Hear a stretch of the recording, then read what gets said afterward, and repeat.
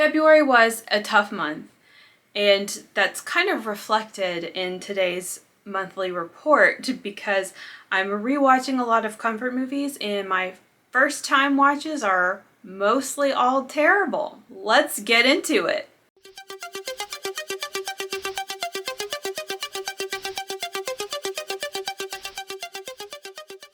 Okay, I started things off with It's a Bikini World from 1967. And the reason I watched this is because it has Lori Williamson in it, who was in Faster Pussycat Kill Kill. Lori Williamson did not have a big part in this movie, but it was still cute. It's just like a I don't want to call it a surf movie because there's not a lot of surfing. It's a 60s beach movie. It's just some good, clean fun. It's really cute. And it also had Sid Haig in it, playing a character called Daddy, which I thought was funny. It was kind of like a live-action Archie comic, just a lot of like one-liners and very corny humor, but it was fun. That was a nice, like, cheerful movie. So that first-time watch went pretty well. But then the next movie I watched was Frightmare from 1981. It's almost like I was sabotaging myself, you know? I just was scrolling through Tubi and I was like, oh, that looks good. I'm just going to ignore the fact I've never heard anyone mention it ever. It freaking sucked. It has Jeffrey Combs in it, so I was like, oh, it must be worth something. No, it freaking sucked.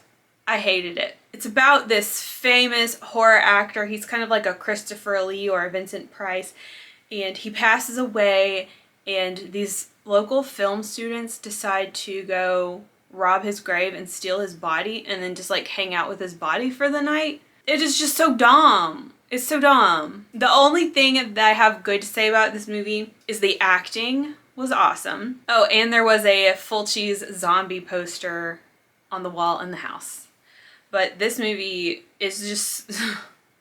ugh, what did I just do? Next, I rewatched Baby Oopsie 1, 2, and 3. And then I rewatched Demonic Toys. I'm sure I've talked about Demonic Toys a few times on this channel, but it's a really good movie. It still really holds up. And I am looking forward to further reboots from this universe. As you know, Baby Oopsie is a direct spawn of Demonic Toys. And then the next one we're going to get is Jack in the Box, at least according to William Butler's Instagram story. So I'm really looking forward to that. What I'm even more looking forward to is if they do this teddy bear, because that thing is scary. I can't imagine they'd make a movie about this robot though. Next, I watched Julian Donkey Boy from 1999. This is something I've been wanting to watch for a long time because Gummo is one of my favorite movies, and this is another film by the same director. And I don't know, I've always just kind of put it on this pedestal in my head like this is going to be so good. I've been wanting to watch it since the 2000s, and I finally got around to it now. Upon finishing the film, I was just disappointed. I was like, this was bad. But there are a few things worth appreciating in the movie. First of all, it's stylistically a lot like Gummo. So it had this degree of familiarity and like almost nostalgia that I really liked. I like how it's filmed in this dirty realism style with a lot of photo montages and monologues and just really, really ugly things to look at. I would say this film is more abstract and nonsensical than Gummo, believe it or not. Chloe Sevigny is fantastic in this movie. And really the thing that sticks with you, that I found after I finished the movie and walked away, the final scenes really do stick with you. It's quite dark and depressing, and it kind of leaves a stain on the mind.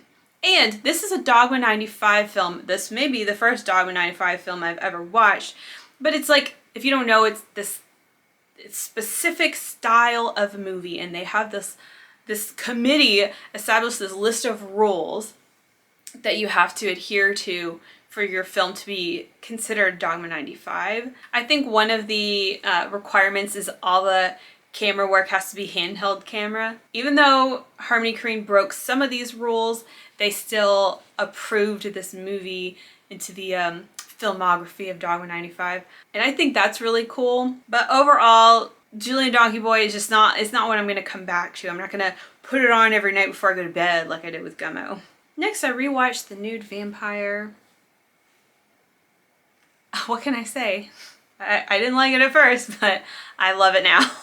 Then I rewatched Delirium, Photo of Joya. I love that shit. Then I rewatched Baby Oopsie. Then I watched this film called Teenager from 1974. Oh, and I watched this because Sue Bernard was in this. And she was also in Faster Pussycat Kill Kill. But unfortunately, as exciting as the title was, Teenager was really bad. It was really boring. It's not even about teenagers. There's just a teenager in the movie. Doesn't have much to do with anything. This is an American film by Gerald Seth Sindel. Apparently Quentin Tarantino has mentioned this movie, and that's why a lot of people end up here. But I did not think it was good at all. I gave it an F+. It was just kind of sloppy, and there was no point to it. I was like, what? Why did I watch this? What am I supposed to get from this? Next, I switched things up. I listen to a lot of paranormal podcasts. That's the only type of podcast I listen to, I think. And Mysterious Universe was mentioning the latest Missing 411 documentary. I only saw the first one, so I'm a little bit behind. But this is Missing 411, The UFO Connection from 2022. So Zach and I sat down for something a bit different. If you don't know what Missing 411 is, it's this body of research pieced together by this guy named David Paulides, and he explores cases that all bear similarities. They're missing people cases that all bear similarities, particularly people missing from the wilderness or from state parks or national parks or whatever. This documentary explores some cases of missing people that also involve some sort of UFO phenomena, like lights in the sky, things like that. This was a really good watch. It featured a lot of beautiful B-roll, great interviews, and some nice sort of reenactments and recreations of some of the things that were experienced. I don't know if anyone watching has an interest in that sort of stuff, but the Carl Higdon case here, I'm sitting on the cord to my light. The Carl Higdon case in this documentary is just terrifying. I'm really scared of aliens. Next up, I decided several months late to watch Smile from 2022. This Hollywood American horror movie starring Kevin Bacon's daughter.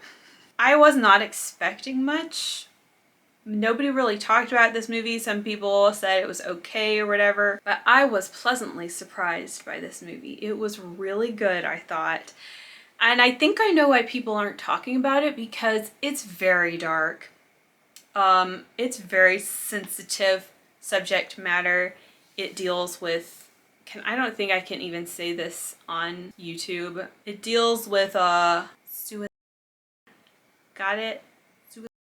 Got it. Okay. This movie felt extremely Japanese. This storyline seemed so Japanese. I was like, this has got to be based on a Japanese film or a Japanese comic or something like that. No, this is written by an American apparently, but I thought it was just so good. I don't want to spoil too much, but basically it's about suicide being contagious. Very well done, very dark. I described it on Letterboxd as being really reminiscent of 2000s horror in the way it was just very unforgiving and brutal and just didn't give you much to laugh about. It's filled with many fantastic, enjoyable jump scares. No sarcasm there, like it was actually really fun. And unlike a lot of modern horror, I think this has a pretty good level of rewatchability. Okay, next, I had to finish the Baby Oopsie trilogy. I like to keep it even, so I watched Baby Oopsie 2 and Baby Oopsie 3. And in case you didn't know, this month in March, Full Moon is releasing a Baby Oopsie doll toy And yes, I'm getting it, don't worry. And finally, we wrapped up the month with Top Sensation from 1969, aka The Seducers, but I really prefer the title Top Sensation. You guys know? Y'all know, right? I feel like it's a famous movie. Maybe I'm wrong. Maybe it's only famous in my mind, but this is considered by some to be a Giallo, but it's probably more of like a thriller drama. I don't know. Oh, or sexploitation. Anyway, Rosalba, Neri, and Edwige Fenech in swimsuits on a boat on the ocean with a goat. I really loved it. It just really got me in the mood for summer. It was super fun. It reminded me a lot of Interrobang in that it's just a boat full of terrible people all having sex with each other. And we had this group of very unpredictable characters in this story where you're not really sure where you're going. I'm probably a little biased, obviously, because of Edwige, but also because I've been wanting to see this for so long. Oh yeah, shout out to I Am in a Cult here on YouTube for making that possible for me. I want to own this. Is it available? Sometimes I feel like I'm late to the game, like maybe it has been put out several years ago and it's not available anymore. Anyway, I loved it. Like, I'm ready for swimsuit season now. Okay, and that wraps up my list for this month. I didn't watch a lot, but I did like Top Sensation, Smile, and It's a Bikini World was cool too. Not the most productive, but maybe better luck this month. Trying to get back into the swing of things after February has been a whirlwind. So I'm planning some better videos for you very soon. Ciao for now.